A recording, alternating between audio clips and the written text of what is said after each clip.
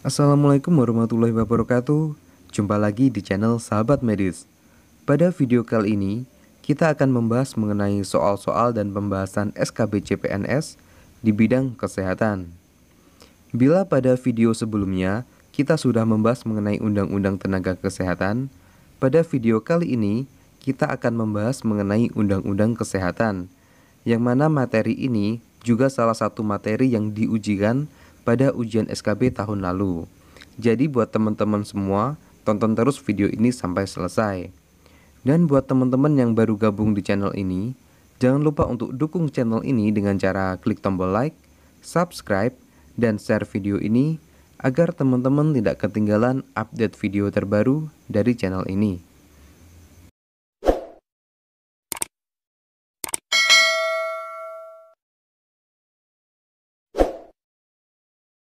Ya, terima kasih. Dan langsung saja kita masuk ke soal yang pertama.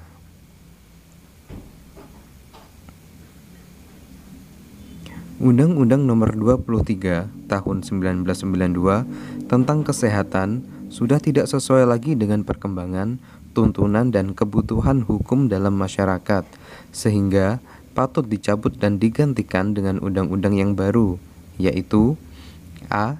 Undang-Undang Nomor 36 Tahun 2008, B. Undang-Undang Nomor 36 Tahun 2009, C.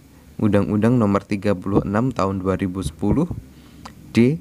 Undang-Undang Nomor 36 Tahun 2011, atau E. Undang-Undang Nomor 36 Tahun 2012.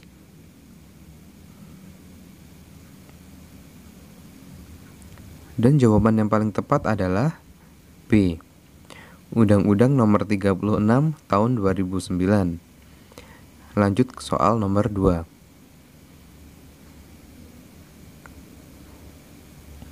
Undang-Undang Nomor 36 Tahun 2009 tentang Kesehatan disahkan di Jakarta pada tanggal A.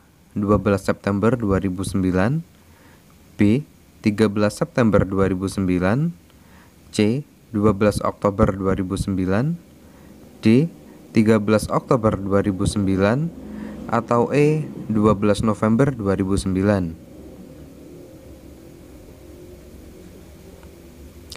Dan jawaban yang paling tepat adalah D.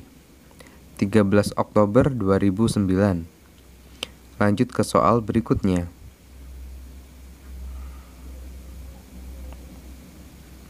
Keadaan sehat baik secara fisik, mental maupun sosial yang memungkinkan setiap orang untuk hidup produktif baik secara sosial maupun ekonomi merupakan definisi dari A. Kesehatan, B. Kesehatan paripurna, C. Sumber daya di bidang kesehatan, D. Alat kesehatan, atau E. Tenaga kesehatan.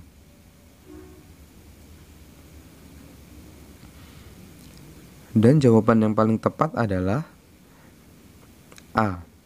Kesehatan. Sekarang kita akan bahas tiap opsinya. Berdasarkan Undang-Undang Nomor 36 Tahun 2009 Pasal 1 menyebutkan bahwa kesehatan adalah keadaan sehat baik secara fisik, mental, spiritual maupun sosial yang memungkinkan seseorang untuk hidup produktif secara sosial dan ekonomi. Kemudian, sumber daya di bidang kesehatan adalah segala bentuk dana, tenaga, perbekalan kesehatan, sediaan farmasi, dan alat kesehatan, serta fasilitas pelayanan kesehatan dan teknologi yang dimanfaatkan untuk menyelenggarakan upaya kesehatan yang dilakukan oleh pemerintah, pemerintah daerah, dan atau masyarakat. Kemudian alat kesehatan adalah instrumen, aparatur, mesin, dan atau implan yang tidak mengandung obat yang digunakan untuk mencegah, mendiagnosis, menyembuhkan, dan meringankan penyakit, merawat orang sakit, memulihkan kesehatan pada manusia, dan atau membentuk struktur dan memperbaiki fungsi tubuh. Sedangkan yang dimaksud tenaga kesehatan adalah setiap orang yang mengabdikan diri dalam bidang kesehatan serta memiliki pengetahuan dan atau keterampilan melalui pendidikan di bidang kesehatan yang untuk jenis tertentu memerlukan kewenangan untuk melakukan upaya kesehatan. Kita lanjut ke soal berikutnya.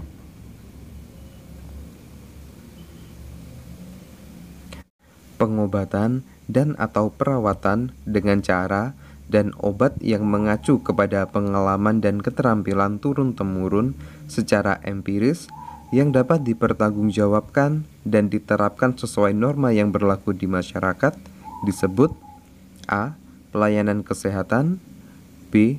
Pelayanan kesehatan farmasi, C.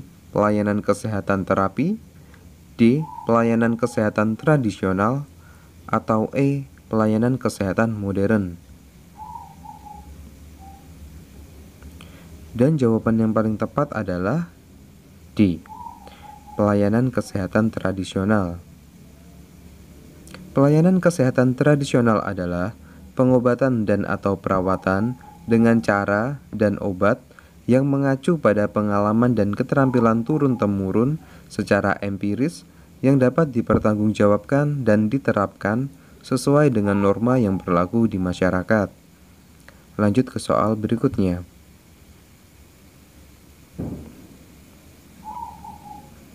Suatu kegiatan pencegahan terhadap masalah kesehatan atau penyakit disebut A. Pelayanan kesehatan, B. Pelayanan kesehatan promotif, C. Pelayanan kesehatan preventif, D. Pelayanan kesehatan kuratif, atau E. Pelayanan kesehatan rehabilitatif.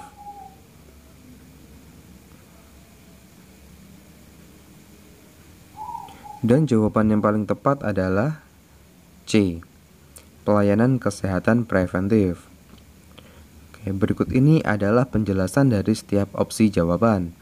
Yang pertama, pelayanan kesehatan promotif adalah suatu kegiatan dan atau serangkaian kegiatan pelayanan kesehatan yang lebih mengutamakan kegiatan yang bersifat promosi kesehatan.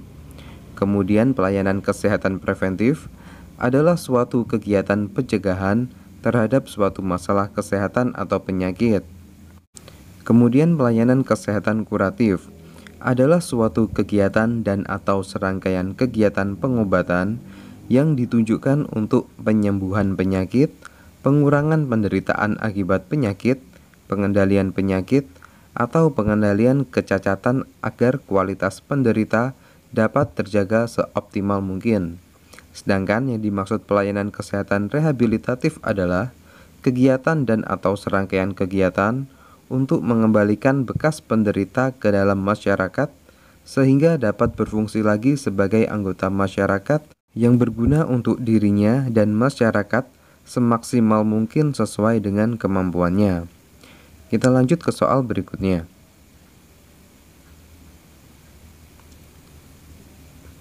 Berdasarkan Undang-Undang Nomor 36 Tahun 2009, fasilitas pelayanan kesehatan berdasarkan jenisnya dibedakan menjadi A.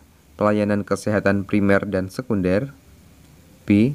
Pelayanan kesehatan umum dan khusus, C. Pelayanan kesehatan di instansi pemerintah dan swasta, D. Pelayanan kesehatan dependen dan independen, atau E. Pelayanan kesehatan perorangan dan masyarakat.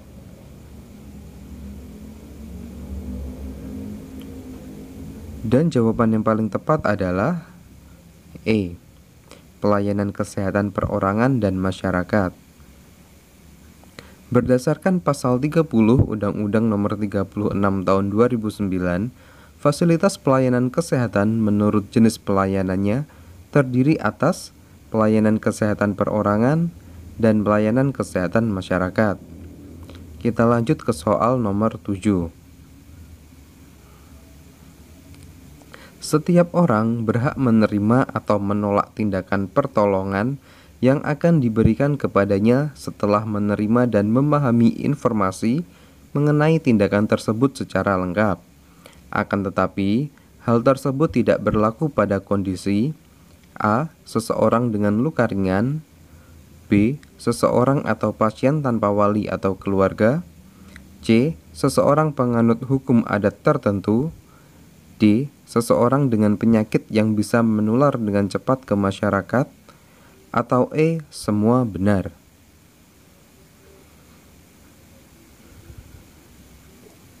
Dan jawaban yang paling tepat adalah D. Seseorang dengan penyakit yang bisa menular dengan cepat ke masyarakat. Berdasarkan pasal 56 Undang-Undang Nomor 36 Tahun 2009, setiap orang berhak menerima atau menolak sebagian atau seluruh tindakan pertolongan yang akan diberikan kepadanya setelah menerima dan memahami informasi mengenai tindakan tersebut secara lengkap. Hak menerima dan menolak sebagaimana dimaksud pada ayat 1 tidak berlaku pada kondisi yang pertama, penderita penyakit yang penyakitnya dapat secara cepat menular ke dalam masyarakat yang lebih luas. Yang kedua, keadaan seseorang yang tidak sadarkan diri. Dan yang ketiga, gangguan mental berat. Lanjut ke soal berikutnya.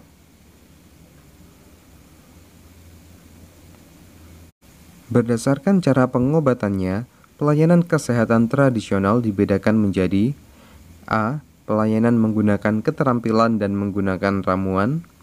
B. Pelayanan menggunakan ramuan dan menggunakan mantra atau doa. C.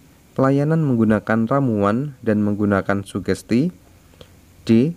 Pelayanan menggunakan keterampilan dan menggunakan media perantara. Atau E. Semua benar. Dan jawaban yang paling tepat adalah A.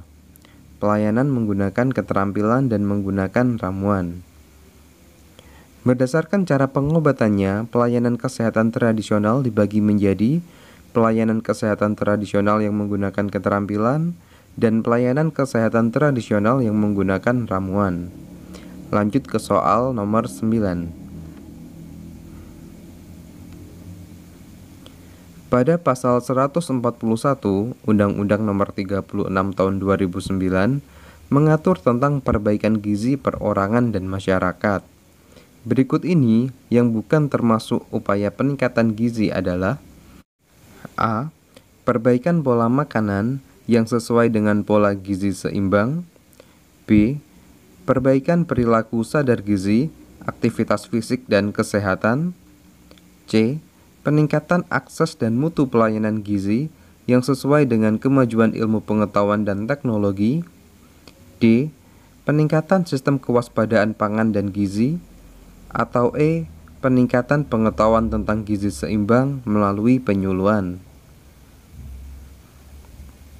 Dan jawaban yang paling tepat adalah E.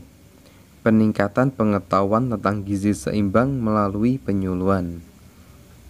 Upaya perbaikan gizi masyarakat ditunjukkan untuk meningkatkan mutu gizi perseorangan dan masyarakat. Peningkatan mutu gizi sebagaimana dimaksud pada ayat 1 dilakukan melalui yang pertama, perbaikan pola konsumsi makanan yang sesuai dengan gizi seimbang. Yang kedua, perbaikan perilaku sadar gizi, aktivitas fisik dan kesehatan. Yang ketiga, peningkatan akses dan mutu pelayanan gizi yang sesuai dengan kemajuan ilmu dan teknologi. Dan yang keempat, peningkatan sistem kewaspadaan pangan dan gizi. Lanjut ke soal berikutnya.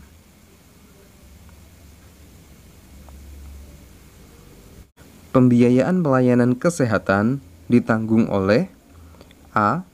APBD dan APBN. B. Bantuan masyarakat. C. Swadaya instansi kesehatan. D. Opsi A dan B benar. Atau E. Semua benar. Dan jawaban yang paling tepat adalah D. Opsi A dan B benar. Pembiayaan sebagaimana dimaksud pada ayat 4 tentang pelayanan kesehatan bersumber dari anggaran pendapatan dan belanja negara atau APBN, anggaran pendapatan dan belanja daerah atau APBD, atau bantuan masyarakat sesuai dengan peraturan perundang-undangan.